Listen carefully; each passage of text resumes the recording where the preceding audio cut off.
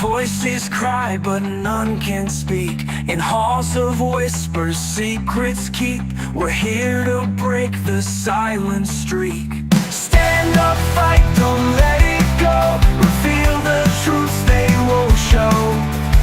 In the darkness, light will grow. Justice rises, voices flow.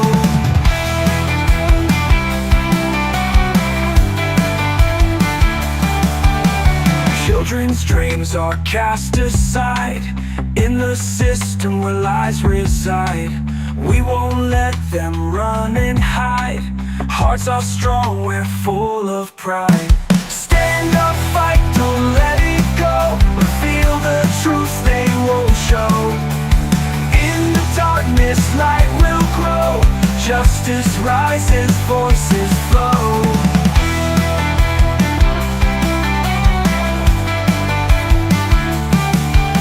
Children's dreams are cast aside in the system where lies reside.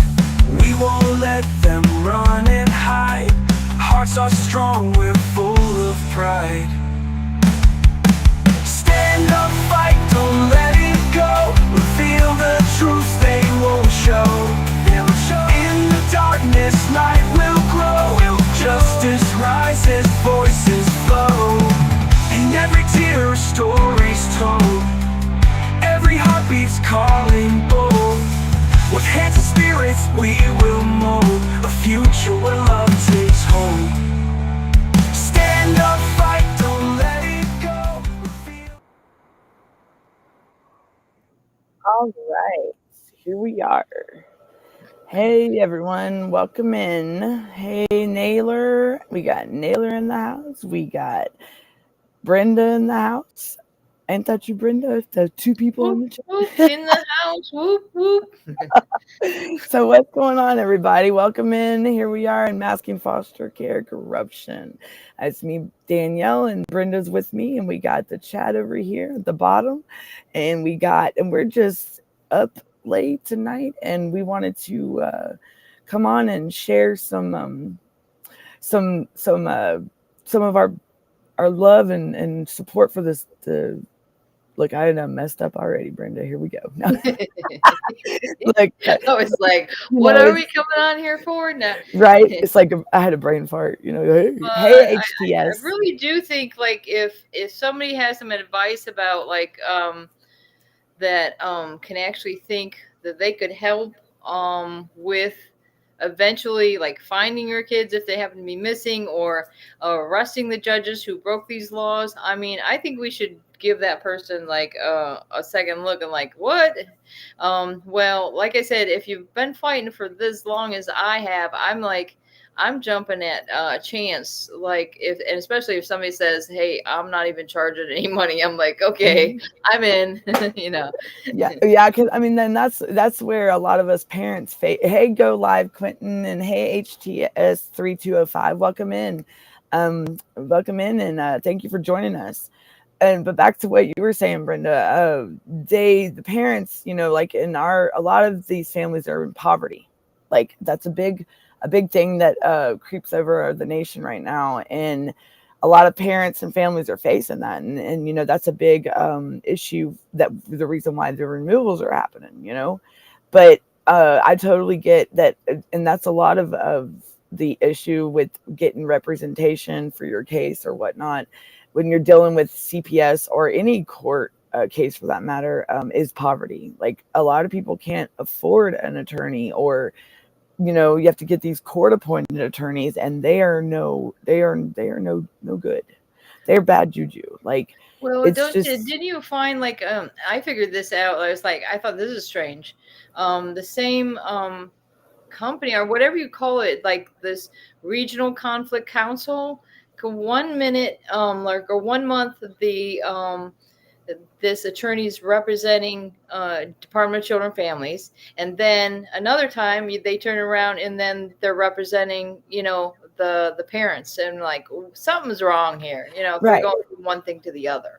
And I get that. That is so true, because like in the area that I'm dealing with here in Georgia, it's like, how can it's like the court appointed, and even the guardian ad litems, it's like they can be attorneys for the parents, but then they could turn around and be the guardian ad litem and the attorney for a child on a different. I think that if they're going to be the guardian ad litem, they should stick with the guardian ad litem for the children. They shouldn't be switching between the parents and the kids, because it could be. Yeah, Yeah. that's weird you mentioned that, because they kept changing my husband's court appointed attorneys out, and one time he's appointed some guy that didn't do his job, but then they put this lady to be Sage's attorney, but she's like, hey, I've never done a kid's case before. I don't know what I'm doing. So maybe I should be the dad's attorney instead. So that's what they did. They switched her out, which she didn't even have like but for a couple of days. And she's like, hey, I don't know what I'm doing here with the child. And they were trying to give her like this GAL position, but that's not what, But she didn't know anything like she didn't know how to do any like protocols or nothing, procedures. I thought she was pretty good on Chris's case, but she's somebody that said, Chris is like, well, why can't we just use truth and fact, when we go into the TBR trial? And she's like, truth and fact won't work here. We got to play their game. This is what she told us. I'm like, okay. And a lot of times they try to put it criminal court and civil, like the other side, civil court, family court. They try to put it all like it's all this ran the same, and it's not. Criminal court is totally, criminal court's totally different. Like there's no room for error, and you have to be on your P's and Q's, and it should be the same way in family court though, in civil court as well. I believe like if they should have no room for error, but there's so much room for error in family court and civil court and juvenile court that it's ridiculous. It's like they can mess up on something and shame on them and get to fix it and move on. Like, no, if that was criminal court, it would get thrown out and dismissed more likely. Like you have to cross your T's and dot your I's and make sure. And that's where I see, it reminds me of like when I was incarcerated, what I call kangaroo court. That's what family law and juvenile court and all that reminds me of. It's like some of these people that work in these places think it's fun and games. It's like a game to them. They're messing with people's lives, families. These are families. These are people's family futures that is up to them to decide their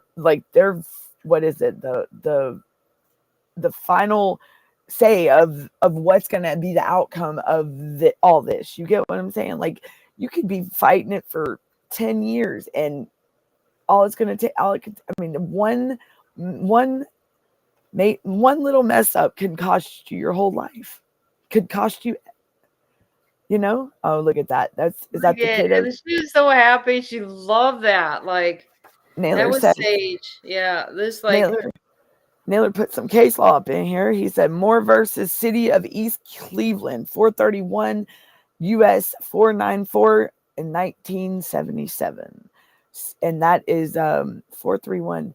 That's what. And okay, so he said this case is criminal case that covers due process and family rights. So, and I love it when Naylor's here because he'll research what. That's why I love it when he asks like what the topic is. Well, because he'll have the. Hi, Lou Sanus. How are you, Matthew? Hi to my friend. You want me to say hi to your friend, Lou Sanus? Oh, you're a Lou? Is that what you mean? Oh, okay, Matthew. Well, I'm sorry that you're having that issue. You don't have to say it's someone's name though, I would go get checked. I'm sorry, buddy. I'm sorry, friend. You see what he said? Lou Sanus? Loose anus? Nobody. We don't do that here. Sorry, honey. Go take that somewhere else, please. Thank you. But thanks for the laugh. That was a good one. But welcome in, friend. Yeah, and like you say, everybody needs a little comedy in their life, Matthew. But let's keep it clean. Come on, guys. Well, yeah, you know how some trolls are, but you know what? Hey, they're welcome to and they could have their moment, and then, hey, you know what? We'll move on. they can join if they want to. We were here to talk about This CPS is a and good one our too. Look stories. Oh, look at at those this kiddos. is Chris and How Sage. old were And look they? at them. My kid over here. I'm trying to think. Sage is probably about 8 there. Chris is like 6 or so. So and oh, so they're little. Yeah, they So like to fucking dress up all the time. Like oh yeah, that's something Chris like. that's the way my That was daughter so was. funny that little Chris did this. Like one time we got the freaking FBI knocking on our door. I swear to God, our life. Nailed But it. and so they wanted to talk apparently like about a phone call I made to the Department of Justice, I think. And then for some reason, and in fact, Chris taped this whole thing. They didn't want their faces on the tape, but he did go ahead and tape it. But they started asking him questions about his films back then. This was like in 2011 or something like that.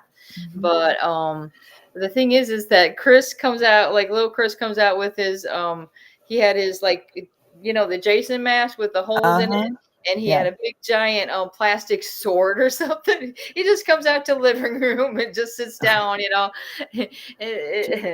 Those like, guys really got a kick out of the kids, though. I mean, it's and that's just like being a content creator. Why? So we'll come back to that, Brenda. Naylor, to clarify that case law you brought in, he said relying on both the 9th and 14th Amendments emphasize the traditional relation of the family is a relation as old and as fundamental as our entire civilization.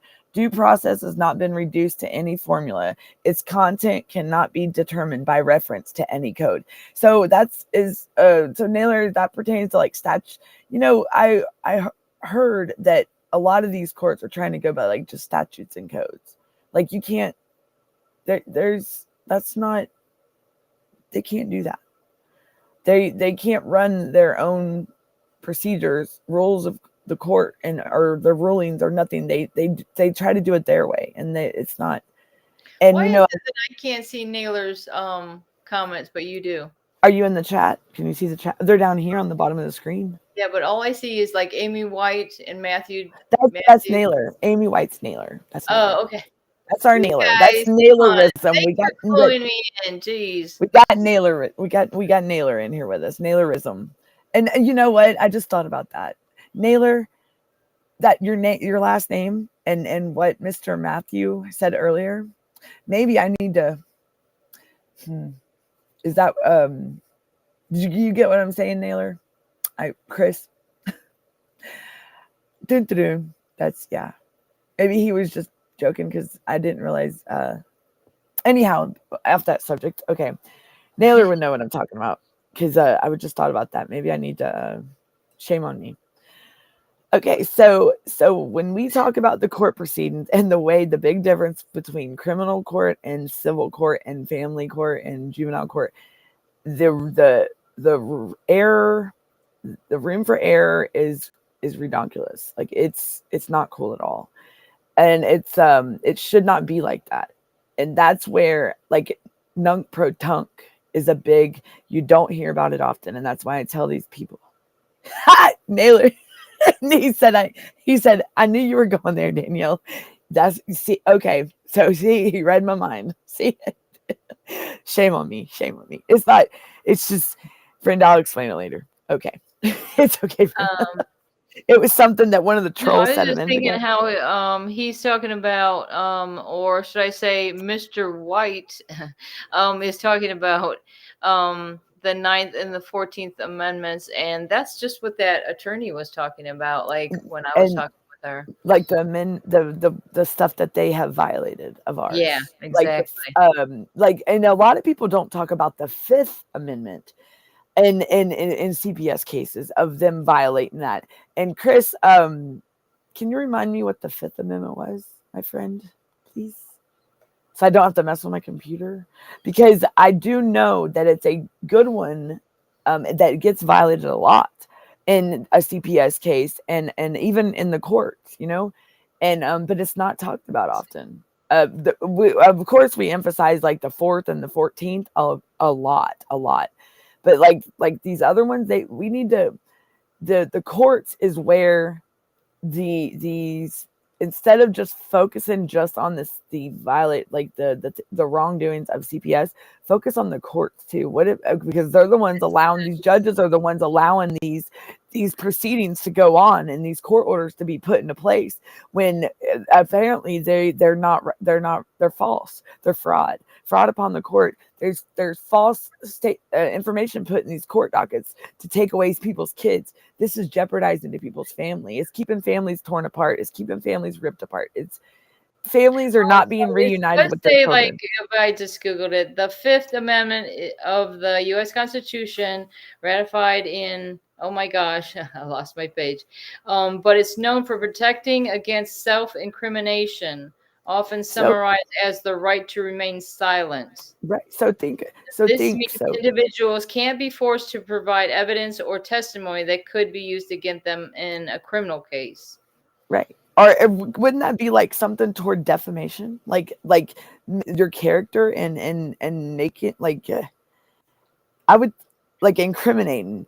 Why would you want to incriminate yourself? Like, and that's what they try to do. They incriminate you. Yes. And that's exactly what I said, by going after, like, if you decide, okay, I'm going to take this guy from CPS that said all these horrible things about me and bad things about me to the police, I'm going to take him to court, but then it ends up biting me in the butt because they're in cahoots with the judge over there, and they're going to end up, stalking and arresting my family. So, think about these cases that when they come knocking on your door, and like to the very beginning, they don't know nothing about you, but they're going to take what you tell them, and that's why we say you don't have to talk to them, because they're gonna try to coerce you and get you and to be deceitful and manipulate you into talking and taking that information and flipping it on you.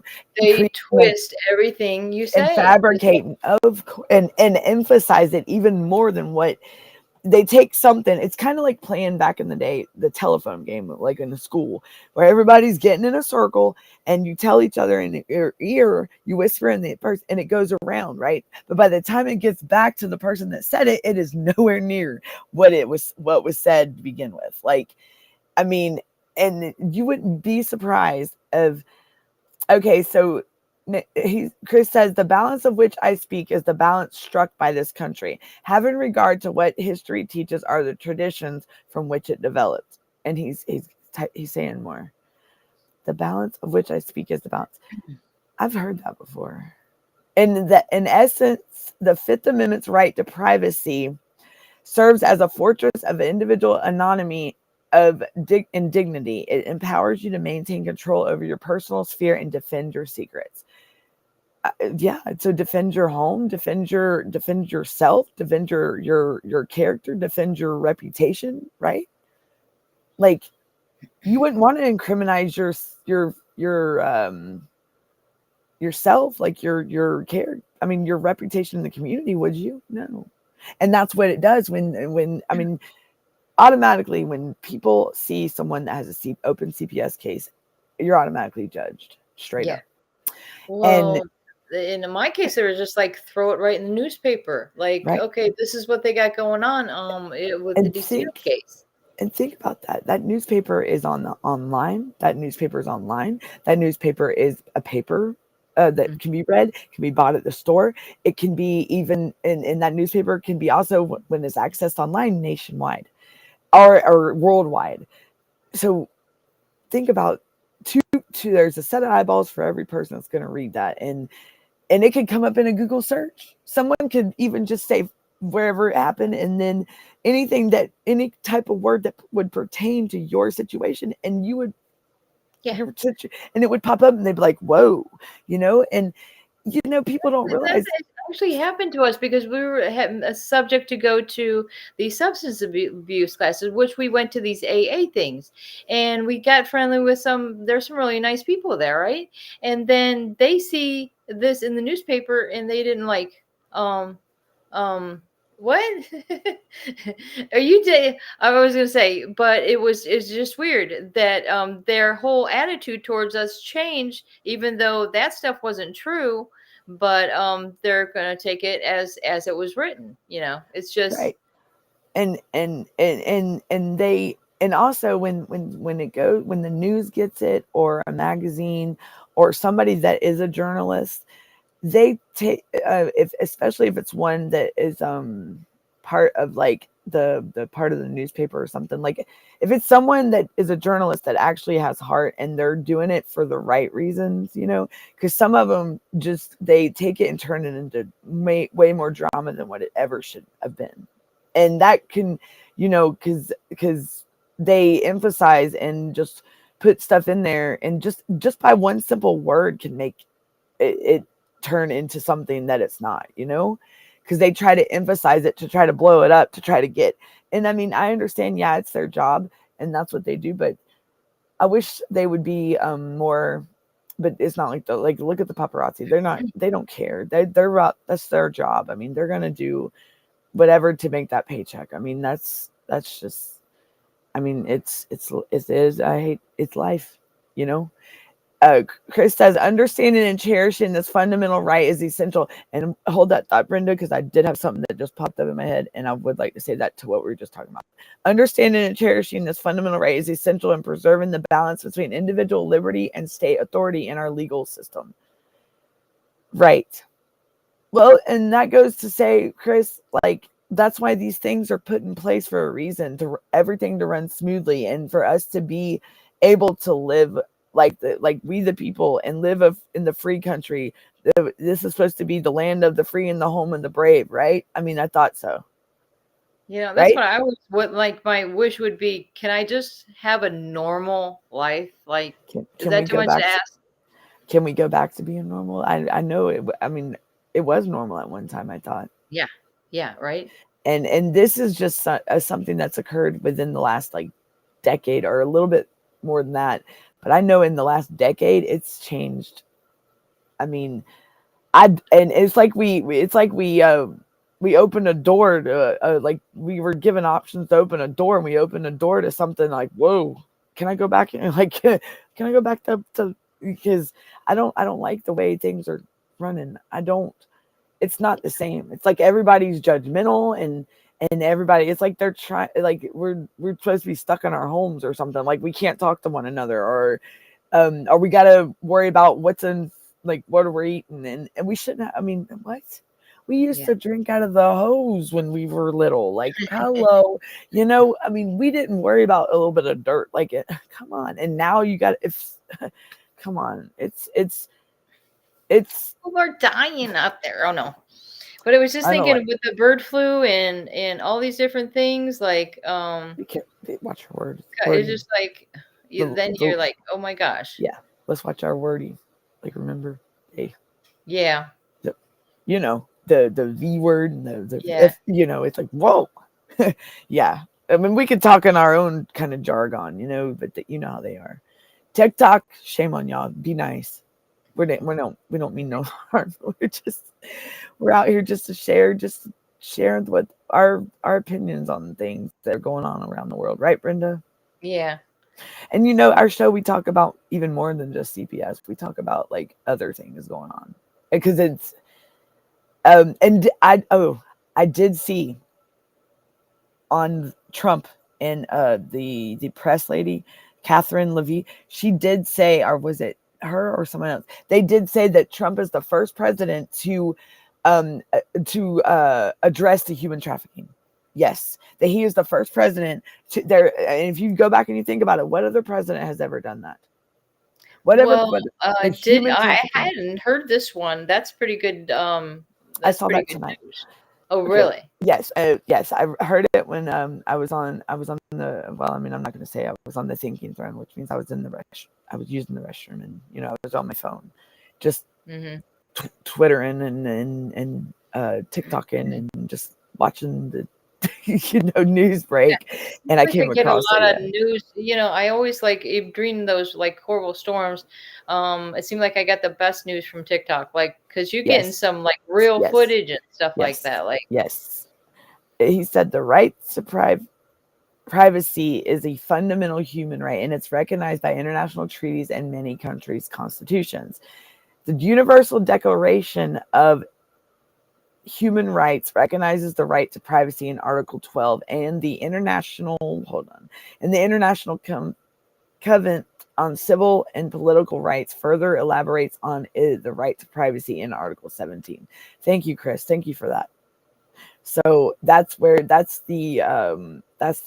we would look for the right to our privacy being, and it is recognized by international treaties and many countries' constitutions. So not only, so if other countries are see, and it's in theirs, why aren't we able to?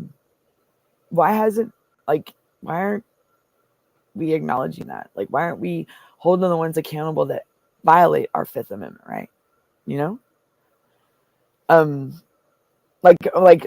our due process and everything. You're right. You have a right to have a trial. You have a right to face your accuser. We have these rights, and most other countries do. Like it's worldwide. We all believe in the same things, but are we emphasizing it enough? Are we, Brenda? Well, that's the thing. I was thinking about what this one senator said is like,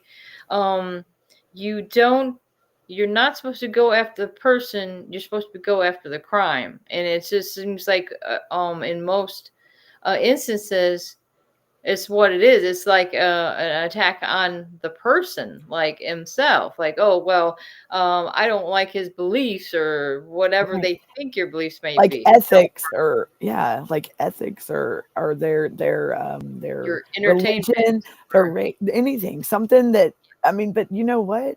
They don't, these people, and it's gotten like that nowadays. Like, and it is like that. Like, why would you, just because you don't, that's like someone calling CPS on you just because you can't let them borrow a cup of sugar because you ain't got right? any. Exactly. Because spitefulness, just to be petty, that's petty. That is so petty. You're just gonna, like the people who act that like towards Trump supporters, like it was a big thing, right?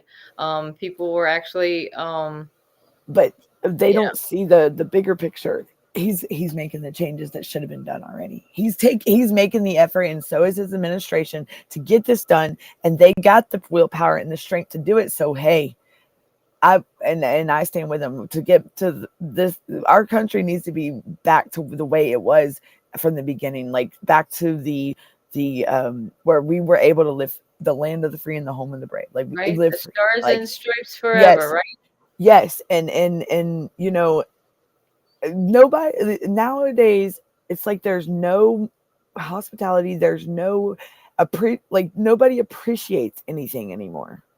Like, I'm sorry, I was raised like we were low income, and I had to work. I got a job at a very early age, and I had to work to get what I wanted, because my family, we were low income.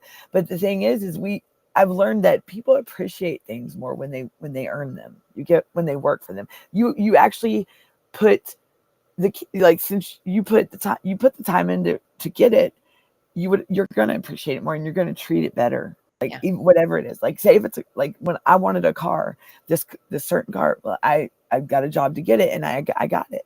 And I'm telling you, I treated it like, because it was mine, and I earned it. I worked. It was something I accomplished, and that's a Yeah. good feeling, instead of, and that's it's not all about materialistic things, everyone. We need to people need to think about themselves, and being appreciative.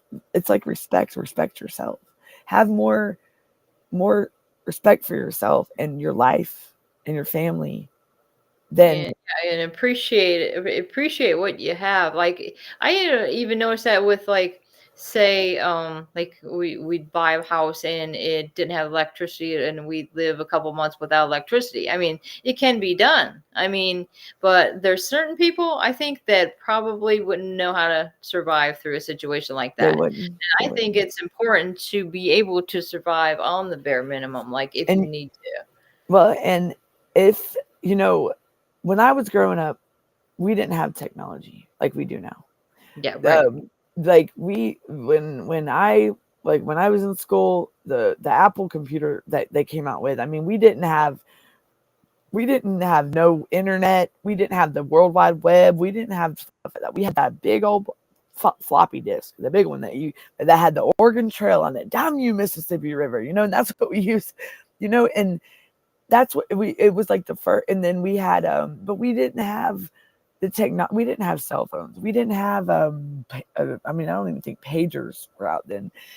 So, I mean, what our communication was? We didn't even have to worry about our parents calling our cell phones when we went out. Like, we got to go, we were free in the world. Like, because you didn't have to worry about it's like, and then your mom would say, well, why didn't you call? Well, I wasn't by a phone. Right. And then we go back and like my kids, they look at me like, Mom, what, like, I mean, it's like, I'm maybe from the dinosaur age. Okay. Sorry, but you know what? But my growing up, like I tell my kid, my growing up is very different from yours. Like, well, it's see, based Danielle on, we figured out Danielle is my baby girl. Yeah. Right. Right. Yeah, there you go. It's that's my mama. Yep. That's my mama from the second mom. How about that? We could say that. Yeah. Second mom. Well, yeah, because my oldest son is actually the same age as Danielle. Yeah. So. And I used to, they always, I don't know if it's because of my I ran into problems. I don't know if we could talk about it on the show, but like I would have to prove my citizenship here.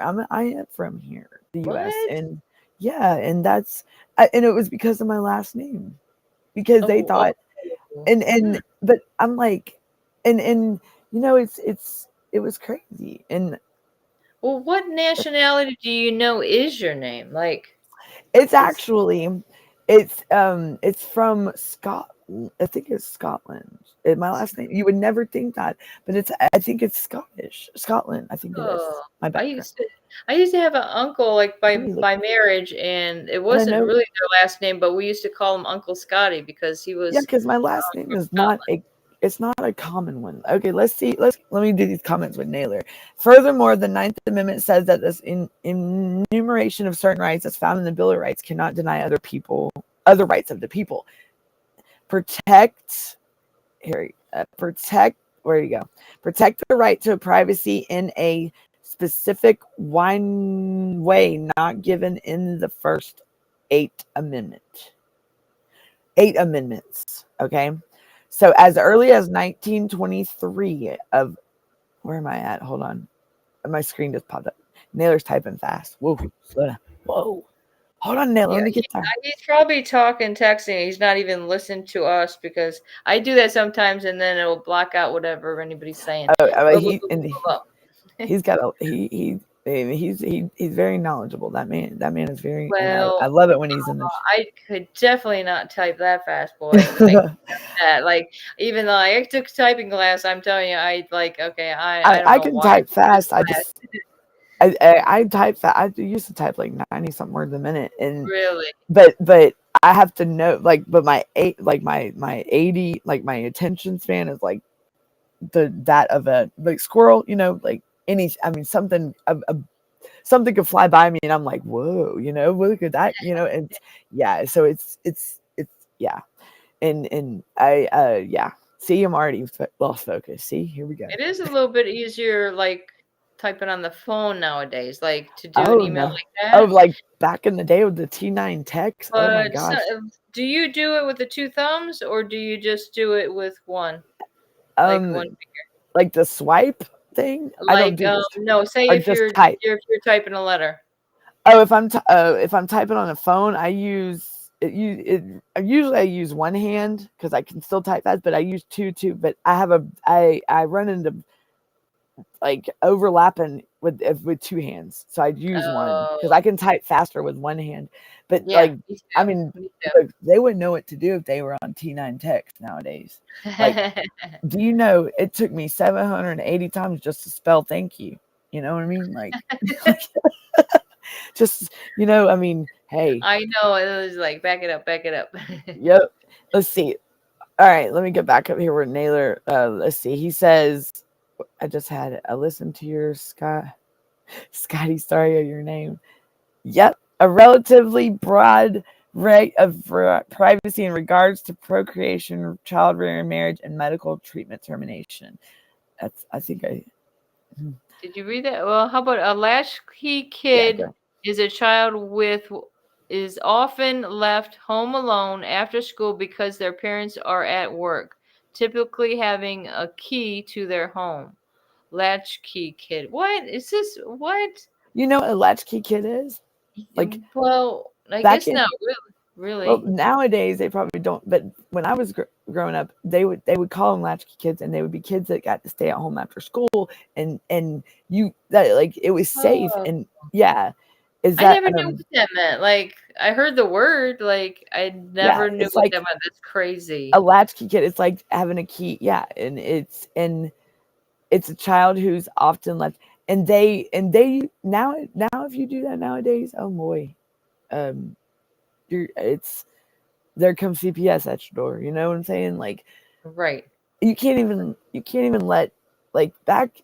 I would babysit my brothers, and if my mom may have been running late coming in from work, or maybe went to the store or something, or my dad was working, and we wouldn't be at home long, before mom showed up. But there would be, and we'd be just like a latchkey kid, but we would go in, we would know what to do. But that's where I don't know what's up with this day and age. It's not like there's no accountability or responsibility or nothing with I mean it's like we put these devices in front of these children's faces, and that's all. I don't Yeah, a it's device. crazy. Yeah, I promised myself when I was a teenager that I would never depend on a device to tell me what to do, and I'll be damned if I'm not doing it. I'm breaking my own promise to myself. Like, shame on Danielle. Shame on you. Shame on Now Danielle. Shame on you. okay, so it goes on to say the term became Oh, common in the 70s and not in 1980s, reflecting changes in family dynamics and parental work patterns. I listened to your Scotty story of yeah, your name. yeah, yep. Look, I am so like every show I get on, I'm like behind on the comments bad. I like today when I was only on there 30 minutes. It was yeah. So he says he copies and oh wait, where's it at? He says he copies and pastes from. So when he does his research for us and stuff, like when he said he Oh. copies and pastes this. Now that look, you want us to tell your secret, Naylor? I'm just kidding, Yeah, but because that's what I'm saying. If there's something I can't ever get a hang of is copy and pasting. I'm so sorry. I just can't. it's look, Just it's easy. It's and it because I you think with the just phone is. I still couldn't do it on a laptop, I swear. oh it's hard. I have a hard time on the phone. Like I mean but like for the podcast to get out to the audience and stuff, if you think that people have their phones, right? So it looks like this, so they're gonna scroll, instead of like a laptop, and maybe that's with the timing of the day. Like maybe there's a better time. Like if they're at work, maybe they're on their laptop, or their lunch break, they could be watching on their laptop if they're start, you know what I'm saying? So it all depends on the audience and the I mean, there's a Yeah. lot of different things to get in the show out there, and ours information, our knowledge to share. So now back to what we were saying. Okay, here he says, here's some more Naylorism.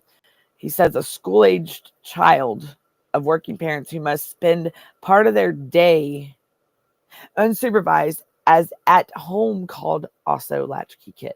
And that's like back in probably like the 90s and the early 2000s. Well, It that's was, like even Chris, like both his parents worked. They would leave the door yeah, open. The yep, kids would come back from work and make themselves something to eat. I mean, yeah, and I used to go there and hang out too. I thought it was great. Yeah. yeah. So I was like a latchkey kid over his house.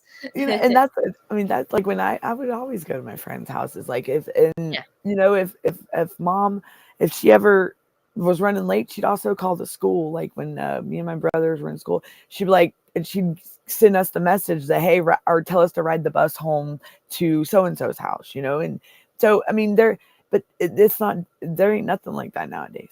Like it was so cool back then. Like boy, does this bring back memories? Like, man, Did you ever I like drive by a school nowadays? Like, because I know there's one down the road from here. It's like, um, there's they all line up in their cars, and it's like it's almost like what is this? The New World Order? We get this like, and everybody like I bet you that they have to have like monitors to know. Like, I bet you they know. Like each car maybe even has a sticker or something like that, so they know like this are person yeah, is here or to they pick have up. something in the window or something Yeah, like. I I mean, bet. used to, and that, like we were talking earlier, remember how we were talking like homeschooling and stuff, and how the teachers, like every child's different that's in their class, and that's how real it was when we went like back in when I was going to school and like growing up. The teachers took the time out to know each child, and so they got to know the parents. They interacted. It's not like that now. Like PTA, what is that? Like, no, these kids are the kids are they're not getting the interaction from parents like they should, honestly. And that It just seems like more and more like there's no more nuclear families left because there's usually would be one parent at home to like say okay the kids are coming home from school there was going to be one parent there right. and that's kind of like how I grew up anyway so like Well, families back when we were like 10 years ago were more family oriented. It was like communities were even more family oriented. Like everybody, and it's like now it's like being a loner. Like you're a yeah loner out in the world in a way, and it's like you're. I mean, it's not together like it used to be. It's not. yeah And I don't get that vibe anymore, and it sucks. It really does. It sucks. And I'll share that with everybody. It does suck. I wish we could go back to where we would have the kids in the neighborhood just having a blast out there on the streets, and the parents would be talking. It's not like that nowadays. I kick the can And or whatever we used to, I mean that's older than you guys I guess so we used to do kick the can with all the neighborhood kids like oh man, look, I would do or anything. or dash what is it what was it you would you knock on the door and then run like when we thought Oh, that was just such a great thing to do it's oh, like but I mean, that, yeah, that would be fun as long as you don't put the brown paper bag on fire on the porch and with the poop. That's a no. with Like the poop movies. in Yes. it Oh my gosh. Like Adam Sandler. Oh geez, because that yeah really did it. Like people would do. I mean, it was crazy. But like we didn't have phones or nothing, so I would be able to go out on the four-wheeler and not have to worry about like my parents would tell me be home when the street light come on. yeah That was your cue to that get you. was the rule yeah Yeah, when the street lights come on, you better be at the house. It's time to come. And so where did we go wrong in the world? Like where did it decide to flip on us? Like to become to where we're not able to be safe out there and we can't go out. We shouldn't have to depend on the phone to get on our nerves, a cell phone. Yeah, Because I'm telling you, because what happens when you drop your well, drop your phone into the toilet or something like that? oh my Then where gosh. will you be? Oh my goodness. I did that just yesterday. It was great. Are you Watch. serious? Yes. This is why I have like at the bottom of my phone, it's got this little flap that closes. Yeah. And the girl that sold it to us at the Verizon or whatever, she was like, yeah, it would like it happened to her. She's like, oh, literally, that's why I got one like this because I dropped my phone in there and it was completely ruined. But I it's good if want you to could save it. my child the house my son grew up in, okay, that was even my mom's childhood home, my childhood home, and it was my grandparents, and they just demolished it like 2 weeks ago, 3 weeks ago, and Oh, isn't so that now sad? when my son, what I'm worried is my son, when he comes home, it's going to I don't want him to it's not I don't think it's gonna I don't know how he's gonna take it, he don't understand, and he's gonna be looking for that home because that's the only home he ever really knew besides the one my parents bought right before my mother passed, and Oh, but the home that he knew was Nanny's home, the home right. that was in the family for years, And I mean, my whole childhood in this town there's nothing. Like people that I've gone to school with, we were talking about it, and it's not like it's like they took our childhood away. I mean, why leave it alone, people? Like I mean, it's all about money these days, and where the let's put it's all about gaining that that money power, and it Mhm. sucks. It sucks. Like that's what they turned the internet into being. Greed. It's like, Yes. okay, so I'm gonna do this in front of the screen, and I'm gonna expect a bunch of people to give me money just for just having a Yeah. regular conversation. Like, TikTok. Look, TikTok is bad. yeah, There's some of them that they just and you know that goes to say with the ones that are going through that, like the advocates and stuff that are helping parents out there with CPS and stuff. We do this because we choose to do this and we want to do this. We take time. We're not in it for money. I do this from my heart because I want your family home just like I want mine home, you know? yeah, And whatever it'll take.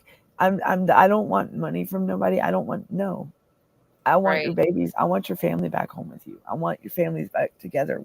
I Yeah, want we want us. all families to get their children back. This It's is not what a. the goal is. Really. We're not going to be like CPS and make it about the money. It's not about money. It's about togetherness and being able to raise our families and to have that family dinner at night. You know, the families, the dream. I mean, raise our kids, be a part of our kids' life instead of me playing thumb war with myself because it's boring. You know what I mean? Like at home, Right. it's not boring, but I'm just saying, it got Like awfully that's the quiet. first thing like I couldn't stand after the children were I like, taken. It was like yeah. the house was so quiet. I'm like, Yes, and it was weird. Like I always had to have the radio or something going, like YouTube going all day because I couldn't I still stand the struggle with that. sound of I silence. still struggle with that, and I do not like silence. Like I Right. like without like we had the three dogs and they got older, you know,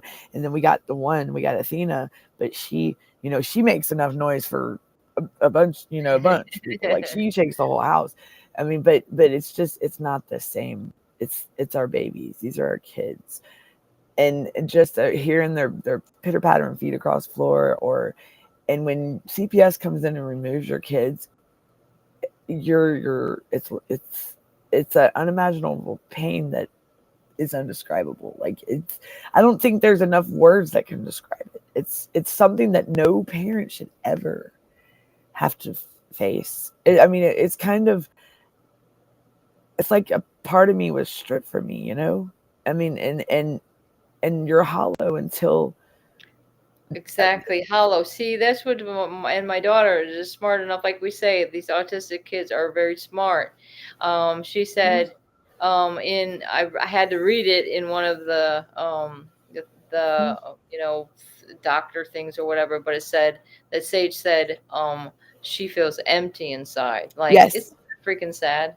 yes. And these are, and everyone that's listening to us here tonight, these are our special needs children. Like these children, they have emotions too. And a lot of people say, but my son has said the same thing. And he's special needs, he's autistic. So for them to say that, they have feelings too. They're not, I mean, Yeah. for them to say Maybe that, even they, more so. Like even yes. more so. Like And I've seen my son like with, you know, I've never really seen my son cry, okay? Because he's never really shown emotion. But when I tell you a visit that I was sharing with uh, Darren and Naylor the other day, I could see in my son, and I felt it, you know, and I showed it to them, and it hurt me watching it. Like it hurt, and I could see my son, just the emotions and and to have to go through that, it's crazy. It's not cool. Hold on. The door. Hold on, y'all. Sorry. I don't know. The door's not well, even. It's not even locked. Sorry, I somebody don't even know why. I don't know uh, where all that noise. I thought I heard something. I Unless, do. He said there's a commercial back in the 80s and early 90s. It's 10 o'clock. Do you know where? Yes, I remember. Yes, do you know where your kids are? It played every night on every channel. It's like a reminder. Hey, are your kids home? You better get them. Like it was like yeah. That was, I remember that. I remember that. My mom was talking about that one day, and then she used to talk about that, and it's good to reminisce on old times, like the good old, like, man, Scooby. Or some people would be like, "Quit living in the past." Right. Look, do you ever meet somebody like this? Yes. Like, oh my god, it's I would like look, nice honestly. to remember like the good memories, Honestly, I would rather live in the past right now with the way things. I mean, it's not the same. Where's the fun at with the generations, these younger, the younger, the young ones? Where's the fun at anymore? Like, I remember going out and having fun, and we would just be around the house and out in the yard, but now, what do they consider fun? What is fun to them? Is it all based on a money? Like, because I tell you, I had a lot of fun back in the day without having to have money. I'm sorry. And I still had fun, even when my kids were younger, without having to have money. But now it's all about money. All about money. You have to have money to do this. You have to have money to do that. I understand that, but well, it's like you don't need money to go like ride your bike. We used to do a lot of that, like riding our bikes. Man, we used to ride over. Oh yeah, and then the other kids, our friends, would get with us and they'd chill with us, and we'd all just. But now I don't hardly see any kids out and about in town or nothing. Nothing at all. It's crazy. It's crazy. Man, it was weird, like when like really didn't want to move out of Florida because I knew my kids were there or whatever, but I was working on the appeal and stuff. We moved to Louisiana, and I'm still here. around the whole block, like around the I'm whole still block, here. Can you hear me still? it's like there was like families with kids that were my kids' age, and I would like go take a walk around the block, and that's all I say. I'm like thinking in my head, oh, Sage would like to be their friend. I bet you, Chrissy could be friends with that person. And it's just like it ended up being so like emotional to have to like go through and get another house, a different house, and thinking maybe we could fix it up and the kids could be back, and then it never happened. So it's just it's so difficult to go through. That's why it's better to have like people that have been through it, that know, like, could be your support system and things like that. Yeah, see Naylor, he said, I want to be rich, I want to be rich, I want to be rich. That's the mind. Oh wait, I missed on a lot of let me go back to what he said. Let's see. Gavin, he said Gavin Haney is an American singer-songwriter from Manhattan Beach, California. His album includes the self-titled Latchkey Kid, released in September 2025. I mean, 2005, September 21st. Yes. Oh, man. That's, wow. And I want money, lots of money. I want the pie in the sky. I want lots and lots of money. Don't be asking me why. I want to be rich. I want to be rich. I want to be rich for a little love, peace, and happiness. I want my cake and eat it too, right? I want it given to me on a silver platter. I want the stars and the silver and the moon. I spend my money on lottery. My favorite number is 123. You see, Callaway. I want to be rich. The lyrics. That's what's up. Awesome, Naylor. That's what's up. Where'd you run off to, Rinda? Did you get your coffee? So everybody, yeah, you're right, Naylor. It's that fits it perfect. Those lyrics are perfect for it's crazy how times have changed so much. I want my cake and eat it too. I want it handed me on a silver spoon, Like, Times they are changing. you know, what's that song you were singing when it? We're not gonna take it. I was singing. I was just thinking that when I was thinking about we're not gonna take it. We're not gonna take it anymore. Because that goes out to Got a CPS. right to choose. Yep, and we got a Yeah, right. that's all I know, though. I Oh, was gonna say I know a little bit of every song. look, I know some "Achy Breaky Heart" from Billy Ray Cyrus and Lee Greenwood. God Bless the USA. I know that. Apparently, okay. So when I was younger, that song by Lee Greenwood was always in my mind, and I never knew like how I learned it, how I knew it, and well, kind of find out when I was a baby. Some of my family, when they sung it to me to get me to go to sleep. I didn't Oh, know no that. I thought way. that was pretty cool, right? And because I was always wondering growing up, I was like, man, that song, it would come on and I'd know word for word. And I'm like, okay, I never, and I still know it till this day. And yeah, they would sing it to me when I was a baby. I never do that. And this is a family, okay, family, Brenda, that now got started this nightmare with CPS. Wow. The same. I mean, what happened? What happened to my family? What happened to the family? Like, what happened? Where did that greed and the hate come from? Like, what? This is a family that my family is a family that was always together and very tight, close knit and tight, and just had each other's back. No, not now. No, Yeah. like Yeah. I mean, I I mean, it's shocking to know that it's like we went from being this way to now, and it's greed. And once again, it's all about money. Hmm. I guess my parents didn't have money, like no. So and my family they fell apart. We fell apart.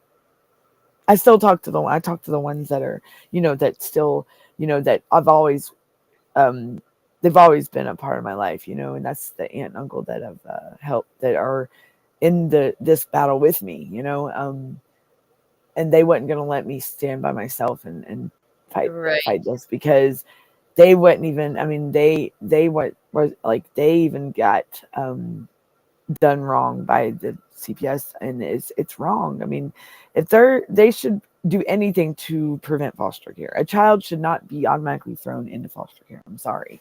Right.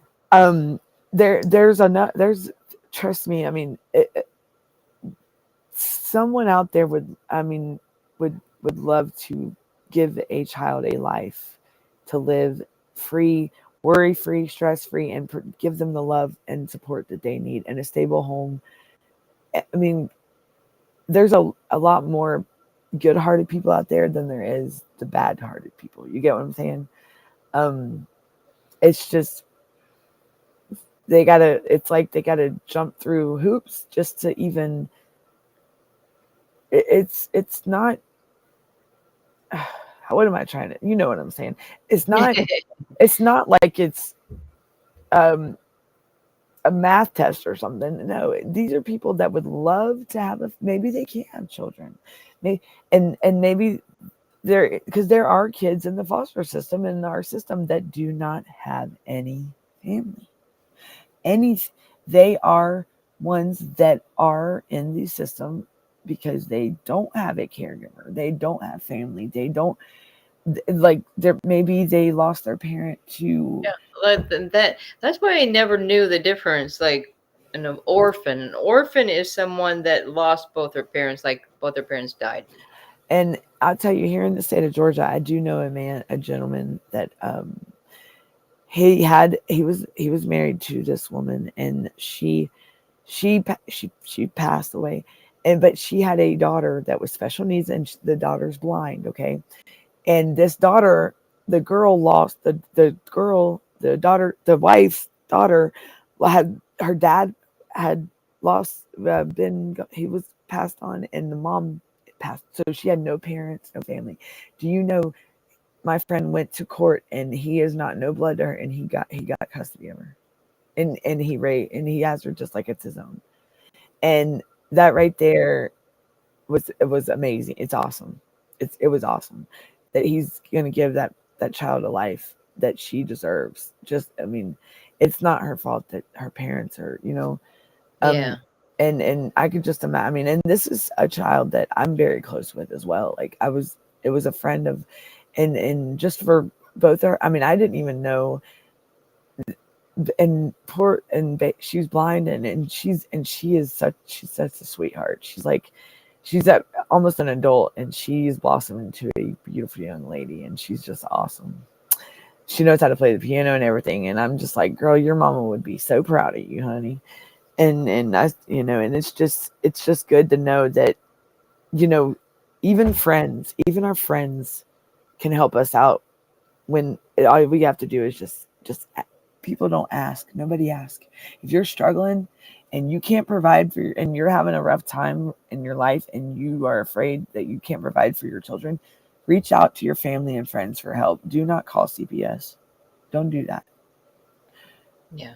Reach out. If you have a support team out there, reach out to them. I promise you, there are people, you have people that are close to you that will help in most stories. But a lot of these people don't reach out. That's the problem, Brenda. They don't. And then they run to CPS, or what the system that they is supposed to be strengthening families and helping them to promote them to be to maintain the stability, to get back to being stable, to provide for their families, and a system built to protect and strengthen families is only ripping them apart and keeping them apart. And a lot of people are like ignorant of that. They don't know. They just don't know. I mean, no, I know when it happened to us, like we had no idea of what CPS was it about, what it was capable of, Like, there's so many people, I think, that are still out there that don't realize they this. because life is going so fast. Our days, and nobody is actually.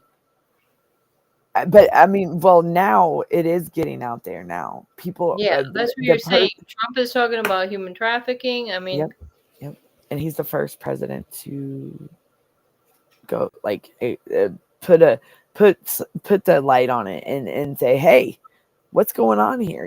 Why is this going on with our children? This is America's children.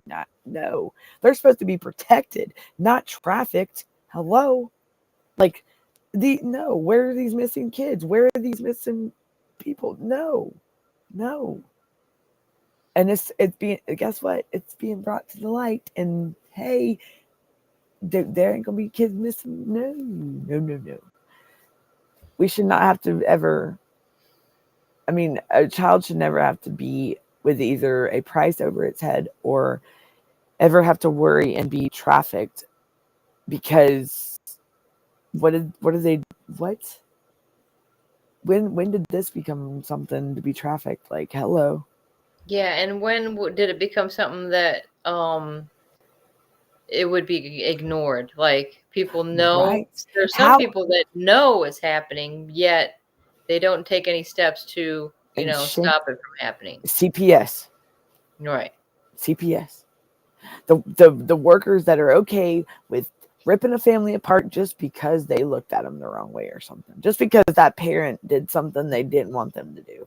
Just because the case plan ain't going their way. I mean, I'm sorry, CPS workers. It's not just you can't have it your way. It's got to be. I mean, you got to meet us. I mean, hello. That's not right. That's not fair. And you're there to help us get to where we need to get us back to, up on our feet. And that's not to come in and jeopardize our case. If the parents are in a case plan or whatnot, you're supposed to help us get to that success, that finish line, not jeopardize it to where it sets us up for failure, where we're going to lose our kids forever. No. Reunification. I messed up that word. Reunification, not division, not dividing. We are supposed to be reunited with our children and our families, not divided, and our kids isolated and put away for forever. Like it's like throwing them, locking them in a facility and throwing away the key. No, screw that. That's not going to happen anymore. No. These facilities need to be shut down. Sorry. These residential treatment facilities are ridiculous. Abuse is. Oh, and then you were saying something about what they were talking about, this Paris Hilton thing. I don't think we even got to talk about that. Okay. All right. So here's what's Gunner. I mean, not Gunner. Gunner must be. What's up, Gunner? Oh, boy. All right. Chris? But I don't even know. I saw a word and I said gun. Okay, sorry, y'all. The federal government sends between $4 and $12 billion to states for taking children and breaking up families. Add to that multiple funding streams. Wow. And yeah, like that's not cool. And then the state of Georgia, but if they're getting all this money, why is the reunification numbers in Georgia declined 64% in the last year? Did y'all hear that, everybody? Georgia, yeah, I'm talking to Georgia. Y'all, the reunification numbers here, which means that pretty much it ain't happening, declined 64% in a year, Brenda, last year. Oh. That is, it was already very low anyways, right? I mean, I think it was in the teens. But to go down 64%, hello. Did you hear what Naylor says about that one song? We're Not Gonna Take It is a song by American heavy metal band Twisted Sister from their album Stay Hungry. It was first released as a single in May of 1984. That's what I say. My daughter was born then. Me too. Gen X. 1984 or 94? Yeah, 84. I'm an 84 baby. Woo! Go 84. I'm just kidding. Look, I think that's when Back to the Future came out too. April. That was in fact, at that time, my child was 1 month old. My girl was 1 month Willy old. Wonka and the Chocolate Factory, I think, came out then, or was it Charlie and? Oh, I love all the versions of Charlie and the Chocolate Factory. Like, oh man, the first one was great. I love it. Man. With the I don't really like the new one. Not you like the one with Gene Wilder and yes, that's my favorite one. Yes, yeah, I love that one. What did he say? In state funds convinces some reform activists that foster care is a $50 billion industry. And in turn, states hire large corporations and hire large nonprofit organizations to manage estates lucrative. Like they contract out to these third parties doing to services like they do, but they can't offer these families no services to get them better. But you can pay this guy $1,000 for 2 days to transport. No, it's crazy. Yeah, it's ridiculous. That's why I was wondering how much money they spent on just transporting the kids around, alone. And they got to take them to visits, and and they're putting the kids' life at risk too. Did you ever hear that one time when there was everybody knew this horrible storm was coming, and then they had these kids from young ages, the ban, it's just like a horrible disaster, with all these children in there. And it's why are you taking these children out from some type of one of these sheriff ranches and traveling when everybody knows this horrible storm is coming? They're putting them at risk in so many different levels, like putting the child at risk.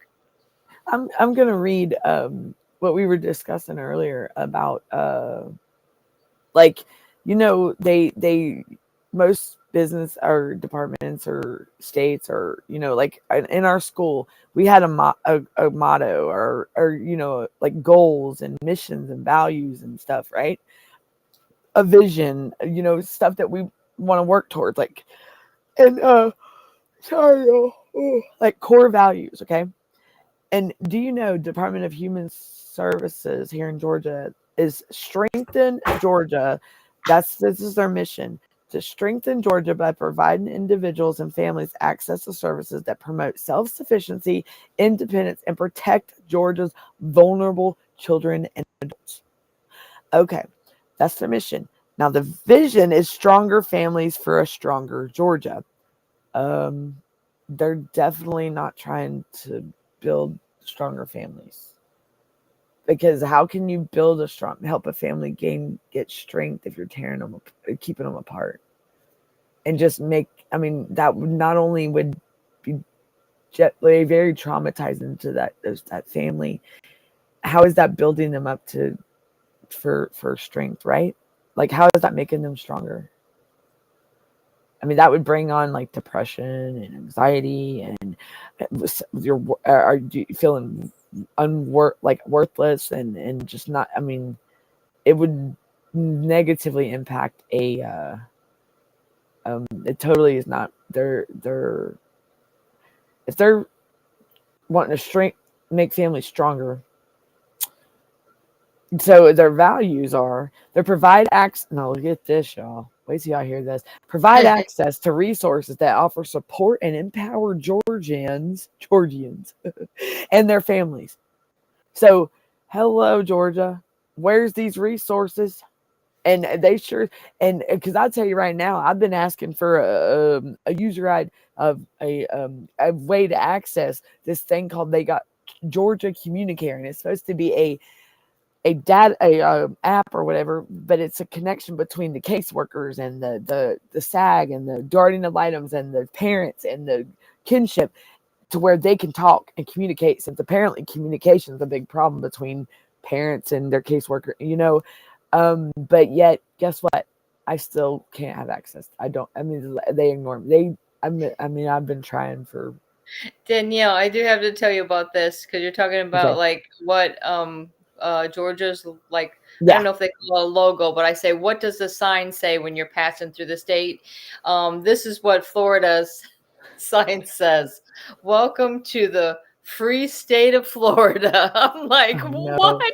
I'm driving by there like, oh man, what? I wonder what Georgia's really says. I thought it was the welcome to the home of the. Oh wait, what does? No, it says Georgia's. You're welcome to Georgia on my mind or something, or Georgia, something about Georgia's on. Because I forgot that. I think it's. I don't know, y'all. I really don't. I'll look it up for you. I know. I was wondering. I was like, I know we got the peach. I know it says welcome to the state of the peach, the home of the peach. I know Alabama is sweet home Alabama. Mm-hmm. We're home of the Georgia peach and the Vidalia onions. And I love those. Yeah, man, them things. Look, I tell you what, and the pecans or peanuts. Oh yeah, something. Mm-hmm. And the apples. We got the Georgia Apple Festival up there in Blue Ridge and Helen, and we got Helen, Georgia. Helen's nice. It's like it says "Welcome to Georgia, the state of adventure." Hell right, it is. Shit. Sorry. Well, you had me say Verdi Durs right there. You know what? And we can't even say it on the show, but guess what? They know said what? It's New Hampshire's is. New Hampshire is live free, or does it really say the state of adventure? Yeah, I'm saying, what does the welcome sign say? And yeah. Wow, Georgia. Wow, Georgia. Wow. That's all I'm gonna say. And this is my home state. Wow. Well, the great state of Texas. I wonder what the great state of Texas says. Welcome to the great in Texas. Let me see. Naylor says Hilton has lobbied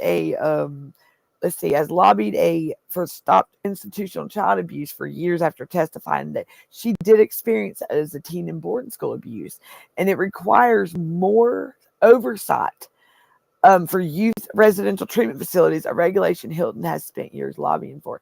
Yes, and I'm going to tell you, look, I cannot wait until that boy steps foot on Georgia soil, my son, because there's going to be it's going to be a whole new world with that boy when he gets home. Wait, Danielle, do you know what? Do you want the Texas one says? What? Oh Welcome boy. to Texas, y'all. Are you serious? Naylor, you hear that? It says, welcome to Texas, y'all. That's all it says. Oh, wow.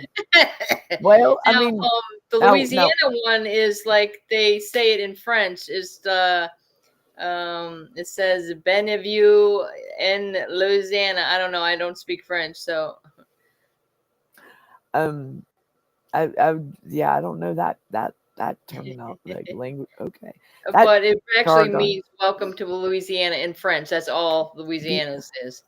Buenos dias.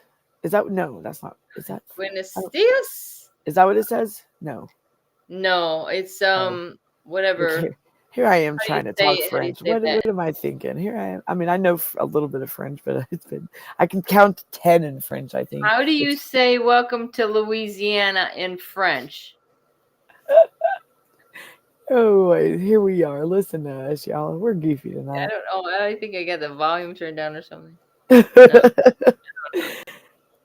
If this phone is stupid, it probably won't work. It doesn't matter, y'all. Naylor said Y'all come back down here. she was at a Utah boarding school. Paris Hilton was, and she went through some abuse. Didn't she get put in there by her parents, Naylor? Ain't she was she adopted? What Paris Hilton adopted? No, I don't know. No, I don't know why she ended up going there. Like I know she got put there by her. I thought she was like a trouble. I don't know. Hold on, I'm getting a drink. Troubled teen. My soda. We were talking about soda earlier, and like, there's my That's not. Don't try this at home. No, I'm just kidding. Do not try this at home. Yeah, but don't ever. This is for entertainment purposes. I know, right? Pepsi is This it's is for amazing, my but, thirst, man, quenching my thirst only.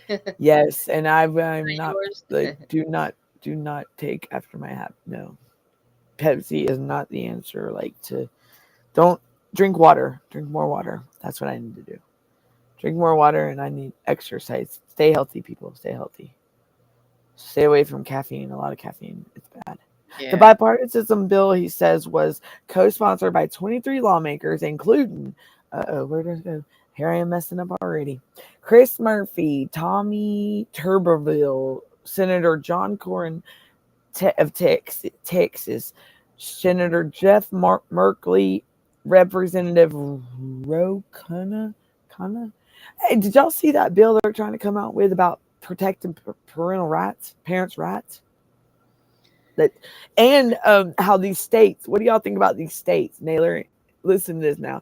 And Brenda, what do y'all think about these states that are coming up with these oversight group? Like, they're trying to mirror the doji up there, like what they're doing up there in Washington at the White House, or what with Trump and the doji. And now states are not mimicking, but they're trying to like mirror off that, and get states doji committees going, and what do y'all think about that?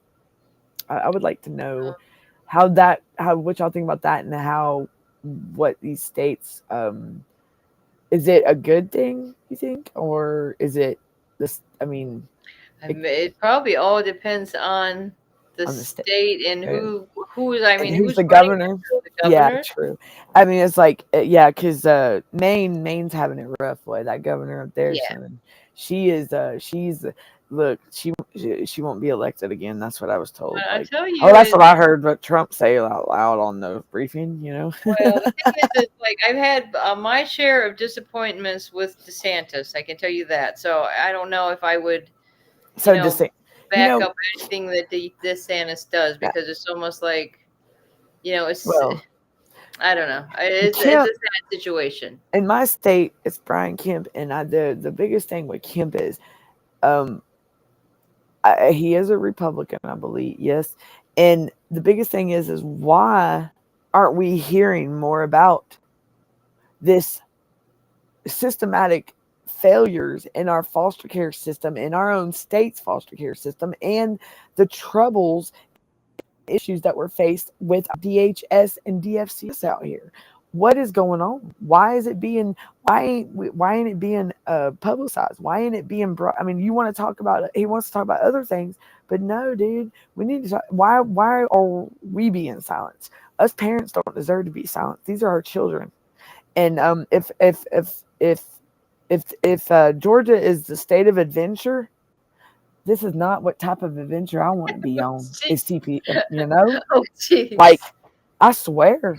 I mean, who the hell would Well, want to be on an adventure in CP? Like a nightmare. An adventure is supposed to be fun, I thought, like a roller coaster ride or and something. But for our viewers and our advocates in Maine, their welcome sign says "Welcome uh-oh. home, welcome home." Oh boy. Vinny, you hear that? Darren, welcome home. Why the state of, I still can't get over the state of adventure though here in my home state. Like, She's not gonna get over this. no, I'm not, because I can't like get over the Florida one. I mean, what does it live say? Something live about free? yeah, Like, live free. I this is mean, about the last thing you're going to expect when you go in Florida, because it is not, it's like a state that wants to imprison everyone, it seems. Like, I'm sorry to say, I've met so many people that say, oh yeah, I was man, arrested in Florida. look, Like, you see on, well, and I know, like they were talking about, I guess in Daytona or whatever, when spring break comes, the kids that go out there to celebrate, or they were talking about, well, we're gonna arrest you, we're gonna, and I'm like, I hope to God they're not just bullying on them kids that are trying. I mean, I can understand if they're out there acting up. Yeah, if they're disturbing and damaging and doing things that they shouldn't be, well, shame on them. And yes, they should. But just to, when they were announcing that online, I don't know if you've seen that, Brenda, but like these kids are, I mean, okay, everybody, we've lived in that, we've had that time of our life at that age as well. I mean, these are high, kids that are about to graduate. Spring break was the shit. I mean, come on, Panama City used to be like, what's up? Like, we used to hey, go out there and I might be there for spring break this yeah. year because So, Chris is so close to it. I'm like, I'll and go out there with my fucking signs out there, like, save the children. Hey, maybe you I'll know, even wear like a bathing suit or something. when I get more people asking me about that don't have CPS in their life or don't have children, asking me more about what I like, if I'm like out at a corner and holding up a sign. Have you heard? Like just talking about it. And even on when I have the podcast here, I get people that contact me. And they're like, what's going on? Like, can you fill me in? Like, what? I'm curious. And Right. you would never believe how many people actually don't realize that this, I mean, is it not shown on the news? The news ain't talking about it. Well, Well, hello. that's when I went on my trip, and I was just getting something at the like a Circle K or something, and I don't know how the conversation struck up with this girl that was on the register, but I literally started telling her all about freaking CPS and all the stuff that's going on, and she kind of like knew a little bit about it, but she's like, whoa, girl, she's like, And I didn't know it was that bad. and it makes you wonder, because it's like when they realize it and they hear the actual failures and what's really going on that is not being publicized, that's not being said to them, then that they're keeping secret, these hidden secrets. That's why I wrote that song. It's called Free from Fears, but it's under a thing like here in Georgia. It's called Georgia's Hidden Scarlet Letter, because and I'll tell you why I named it that, but they wouldn't let me. I had to change the name of it. But there's a song on the thing called Burn Bridges that they play on the shows, on some of our shows, podcasts. And if you hear the end of it, it says complimentary of Georgia's Hidden Scarlet Letter, because think about the Nathaniel Hawthorne's book, the Scarlet Letter. What was that based on? What the stigma of shame, and she, like, think about the foster care system and the things that are hidden from, they're silenced, they're lost in the system.